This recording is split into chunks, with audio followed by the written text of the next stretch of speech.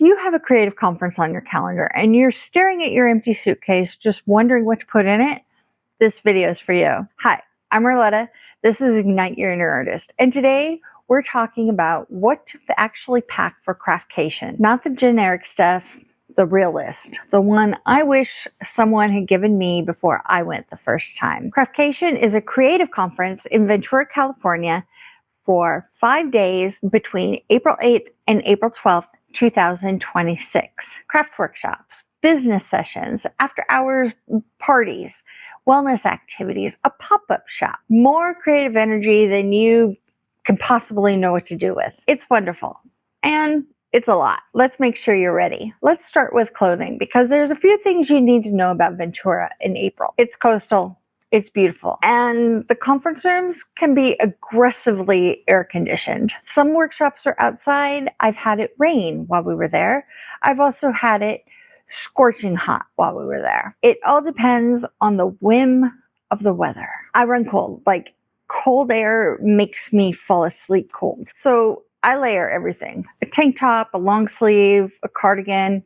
I have options. Don't assume you'll be warm just because it's California. Pack layers you can actually carry with you because going back to the hotel room is not time you have. Comfortable shoes are non-negotiable. You'll walk more than you think. But here's my personal rule. I always get a pedicure right before I go because you never know when those shoes are gonna get kicked off. You're sitting on the floor in a workshop. You're curled up in the lobby with your knitting. You're at a party and your feet hurt. Your toes are going to be seen.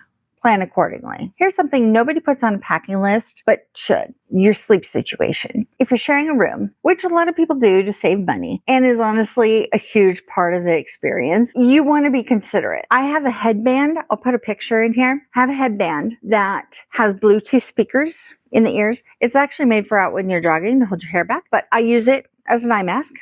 And I put the speakers over my ears and I can sleep with music on, or I can watch a video on my tablet or my laptop without bothering my roommate. It's genuinely one of the favorite things I own. I'll link it below. It's an affiliate link, so I will get a few cents if you buy it, but it doesn't change the price at all. Last time I checked, I think it was like $15 or $16. Best purchase ever. Charge it during the day while I'm at the workshops. Come back, it's nice and fresh, and I can go all night. Also, earplugs or earbuds as a backup, just in case. And this should go without saying, but I'm going to say it anyway. Bring your medications, all of them. Don't get to Ventura and realize that your medications are still on your kitchen counter. Future you will be devastated. You need a good bag for Craftcation. I use a backpack. It carries my stuff and Cora's stuff. She's my service dog. And yes, she comes to Craftcation. And yes, she is the best dressed attendee every year, if I may say so myself. The backpack holds water bottle, my laptop, my tablet, my camera, all that good stuff. And it carries a portable power pack, which I can plug right into my backpack and I can charge my stuff and I never have to worry about batteries dying. Along with that, the Craftcation uses an app, a schedule app. It's called Sched. I don't think we've ever come up with an actual pronunciation for that. Anyway, this app, I'll put a link down below. It has it has our whole schedule, and it has not only the conference schedule, but you can add things to it, and then you can just show the things that you want to go to that you're interested in. So you want to keep your battery on your device fresh for that, so that you always know where you're supposed to go, when you're supposed to be there, and so you don't miss fun things. Speaking of schedules and workshops, we've already started our signups for Craftcation workshop. Not everybody gets what they want. A lot of people get waitlisted. That's fine. I know people are going to be devastated. They're going to be really upset that they didn't get the first pick of the classes that they wanted. However, and I'm speaking from personal experience. My first year, I maxed out my schedule. I signed up for every session. I signed up for workshops. I signed up for, I went to I planned on going to after hour activities, all that. I'll tell you, by the time I finished with my workshop sessions, I think I may have gone to maybe 1 or 2 after hours, activities, because I was exhausted. I didn't go to wanderings. I didn't go to the party because brain doesn't let me do that. But the other things, like even like quiet board game night.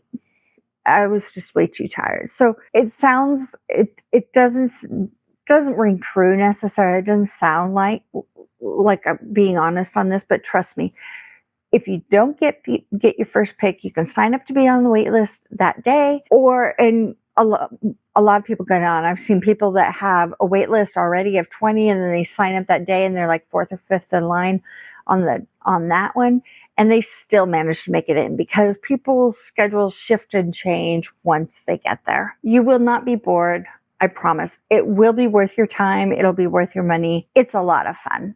Trust me on this one. Now the question everybody has, what craft supplies should I bring? The good news, all the workshops supply all the craft supplies that you need. There's nothing extra you need to bring unless you have like a special pair of scissors or something like that you are psychically aligned to. Go for it. What I do recommend is bring a small personal project, something portable. I'm bringing a couple of knitting projects, one for the plane, one for while I'm at the conference, for those in between moments. Hallway knitting, hotel lobby crafting, no glitter. That's rule number 1. Do not bring anything that has glitter. The hotel has rules. There's downtime throughout the day. There's a big break, a couple hours in the middle of the day for lunch. There's a couple hours between the last session and the evening activities. So there's time to decompress, craft, and mingle in lots of places. So only bring what you need. I know that sounds weird because we all like to bring everything. We want to do all things. Unfortunately, if you plan on bringing something that you're like, oh, I can work on this while I'm there, it won't get done. But if you bring something that's like, hey, I'll contribute to this process while I'm there, that I will guarantee you can get that one done. And here's the thing that we've mentioned before, but never really dove into. We have a pop-up shop. The pop-up shop is, I'm being blunt, the pop-up shop is dangerous. I have seen grown women, you know who you are, because I'm speaking to you. I've seen you do it. I've seen grown women run to the thrift store and buy a suitcase on Saturday night or Saturday afternoon so that they have something to put their stuff in order to get it back home. And they end up having to check an extra suitcase. So pack light on clothes, save lots of room for the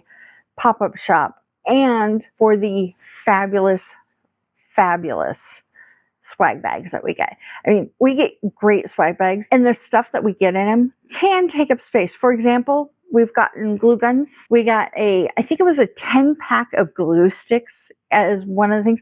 And these swag bags, I swear to God, they weigh they probably don't weigh this much, but it seems like it.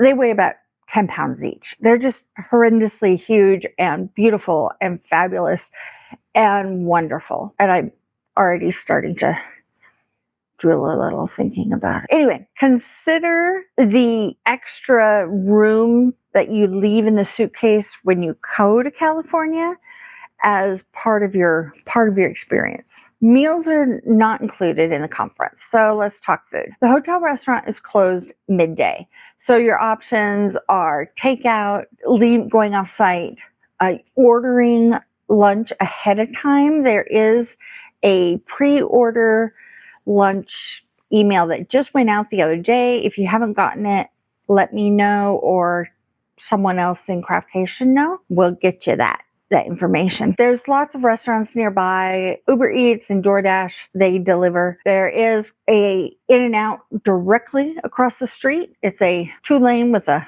turn lane in the center across the street. So have at it. Parking. Last year, I believe it was $10 a night for parking. If you don't drive to the conference or rent a car or whatever, there are a lot of people that do drive there. If you put a message out on Discord, people will, you can either hitch a ride. Sometimes you can say, hey, if I give you the money, can you pick this up for me when you go out? Whatever. It's a community. We'll figure it out. We'll get you what you need done. I want to take a minute on this one because it's the part that actually changes people. Craftcation is one of the best networking opportunities I've seen. You're surrounded by makers, creators, business owners, people that get it in a way that almost nobody in your regular life gets it. Take advantage of that. Bring business cards if you have them, even just something simple with your Instagram and your name. Have something to hand people when the conversation gets good, because the conversations, they will be good. A lot of people will bring little things that they've made, or stickers or whatnot, and they will give them to people that they feel a particular connection to. Some people will leave them hidden around the hotel, and you get to find one and get that blessing. On the flip side of the beautiful connection, schedule downtime. I mean, actually, on your calendar, block it out as downtime. First-timers especially have a tendency to sign up for everything. They go great for a day or two, and then they hit the wall. And then they spend the rest of the conference running on fumes. Give yourself permission to take time off, to sit in the lobby and knit, to sit up in the ambassador corner up on the mezzanine and visit with the ambassadors or the other conference attendees. Give yourself an afternoon nap. Now, I have a bit of an easier out with some of this because I have Cora.